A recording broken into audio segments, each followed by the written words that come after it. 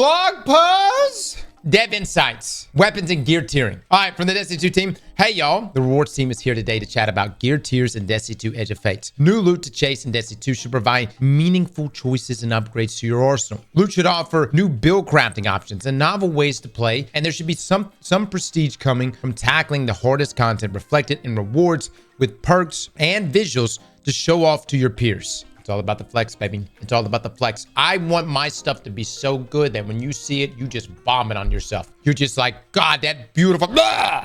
And then you just get pissed off. You're like, F you. As weapons and armor have grown in complexity in the last few years, so too has the challenge of being able to discern the value of a piece of loot. In short, we lost some of that chase and excitement, and we not always made it clear how to upgrade. In the Edge of Fate, we set out to accomplish several goals to make Destiny 2's loot chase more meaningful. Gear tiering aims to provide new build craft options and novel ways to play, particularly with armor set bonuses, as we covered in the June 26 tweet, and seasonal weapon mods, and for each gear tier to provide a new mechanical benefits. This means that new drops will present more direct upgrades to your arsenal. That said, perk synergies are still the prize chase on weapons, and even lower tier gear with synergistic perks may be stronger than a higher tier. The chase to upgrade your arsenal will endure throughout the season as players pursue higher powered gear with more enhanced perks, benefits, better stats to tackle the most difficult challenges. And lastly, we wanted the final tier for weapons to feel prestigious. These rewards come equipped with a unique shader and a combat flare that ignites your enemies into the celebratory blue flames when defeated. Oh, yes. Okay, all right. From 1 to 5, here's a breakdown of the new benefits provided at each weapon tier, where higher tiers inherit the benefits of all the previous tiers. So tier 1, base weapon, can use new seasonal mods once acquired. Tier 2, enhanced traits, such as what we have now. Tier 3, drops with 2 traits per column. Okay, that's essentially what we have now with adepts, right? Or shinies. Tier 4, enhanced weapon mods, including seasonal. Enhanced weapon components like barrels and magazine. And then at the tippity top, Tier 5, enhanced origin traits, 3 traits per column, and access to a unique ornament with a unique shader and a unique combat flare. Although some concepts in this list may sound familiar, there's a few new additions worth talking about. For starters, when fully masterworked, weapons will also receive a bonus to all stats equal to the tier of the weapon, meaning a tier 5 weapon has +5 stats across the board on top of the +10 masterwork. Yeah, that's nasty. Just the stat bumps alone is disgusting. Next, we have seasonal mods to change the way you play within a season, offering new opportunities for build crafting. Let's not forget about enhanced mods like adept mods before them, which provide just an extra boost. Enhanced origin traits will boost the effect a bit more than the enhanced trait, providing an extra cherry on top for acquiring tier 5 weapons. Now, lastly, combat flare and the unique ornament provides a visual opportunity to show off your earnings and accomplishments with blue flames erupting from your foes and dancing across your weapon. Not to be forgotten, owners of Sweaty Cavetti, our original combat flare, will find that V900 precision capable weapons will have access to this outside of the traditional mod slot, regardless of the weapon tier. Like Bungie's almost like pulling a card out of the old Halo days, right? Y'all remember that? Y'all remember the one? It was like you would get a headshot and you would get a cheer inside of. Y'all remember Halo Reach? I fucking love that shit.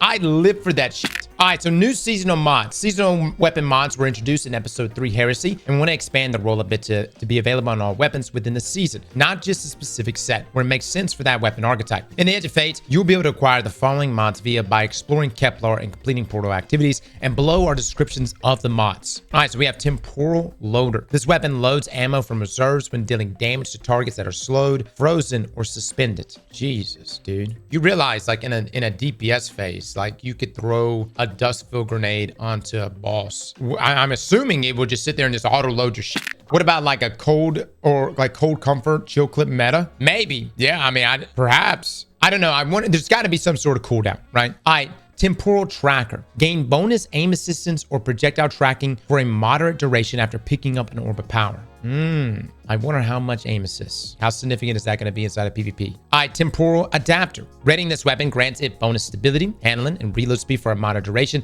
that is borrowed from an alternate timeline version of the weapon. Swords gain bonus charge rate and guard resistance. Okay, so simply just putting the weapon in, pulling it back out, that's readying it, you'll get these benefits. And it's for a moderate duration.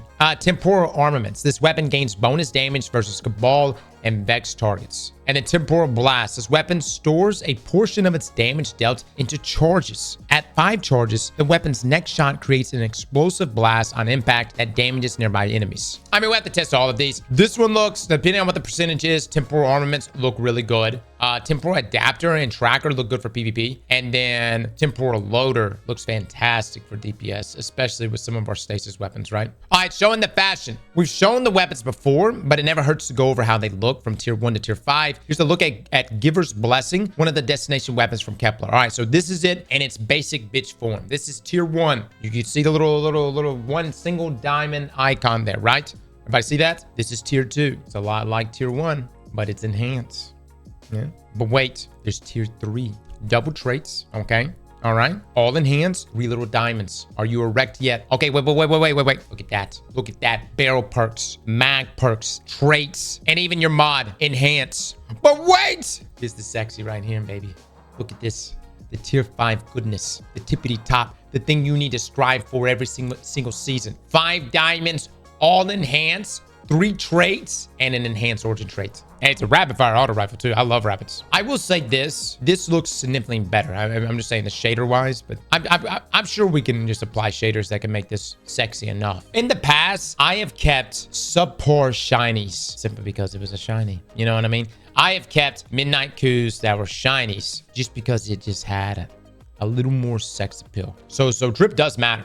Now, earning the new gear. You're probably wondering, where do I start and how do I obtain higher gear tiers? You'll begin your journey on Kepler earning tier 1 gear with a focus on gaining power. You'll earn new weapons and slowly begin to find occasionally tier 2 gear as you unravel Kepler's mysteries. Upon completing major accomplishments or raising your seasonal power, you'll earn permanent upgrades to Kepler's reward tiers. Now, across Kepler, gear can be acquired via chests by exploring and uncovering secrets, playing campaign missions, and by focusing Ingrams with local resources. Once the campaign is completed, new difficulties will be unlocked for replay as accessing higher gear tiers, and a post-campaign activity will appear from time to time, providing even more Kepler loot while it lasts. We saw that yesterday. Those are your fabled and mythic tiers, everybody. Or fable and mythic difficulties for the campaign. Now, throughout the portal, modifiers will up the challenge, but also increase your chance of more rewards. The harder the undertaking and the faster you complete an activity, the higher the reward score that you'll earn, providing better chances to earn higher gear tiers at the end of an activity. Lastly, once the raid opens, players will find new challenges to acquire pinnacle tiered rewards. But we won't spill what the raid team has cooked up quite yet. That said, the challenge is mighty, but the rewards are just as sweet. I'm actually really curious, like, has Bungie said at all what tiered gear is going to come from raids? Now, we look forward to seeing how players engage with gear tiering. Some players will set goals to acquire the highest tiers, aiming for those God Roll tier 5 armor and weapons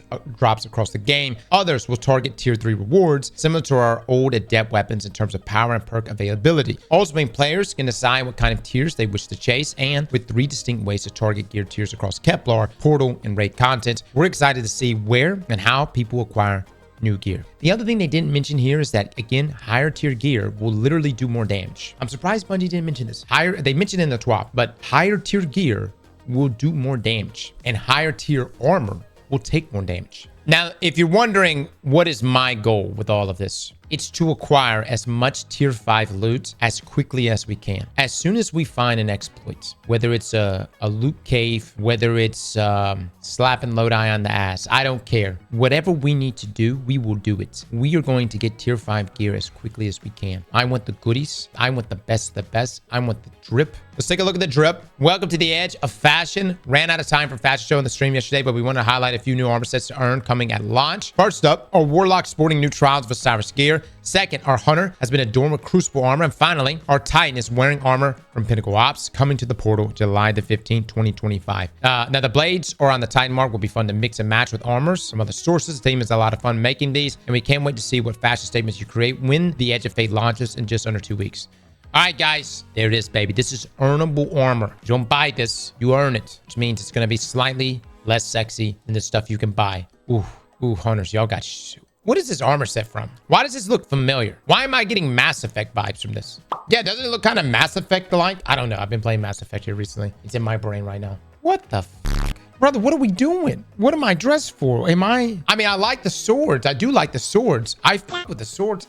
I mean, honestly, I'm kind of down. I feel like what we're like a delegate, you know, like we're attending a ball, but we want to rep our military standing. I don't know. It's growing on me. The shoulders are a little much, but I get it. I fuck with this. Hold on. No. If I had to rate the armor pieces, second place, clearly third place, first place. No, this is hot, and this is from Pinnacle Ops. So this is doing the best of the best shit right here. I can roll with this. Warlocks win.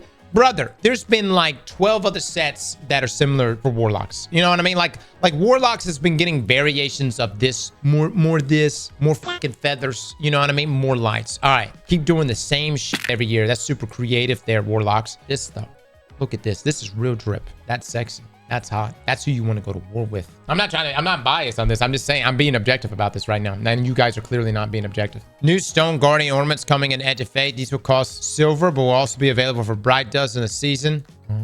Armor with some grass on it. Let's go.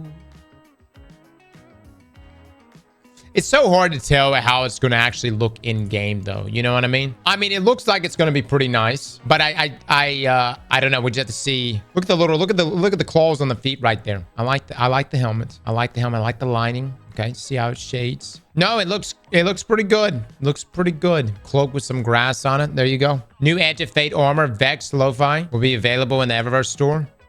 Oh, yes. You guys like this? Really?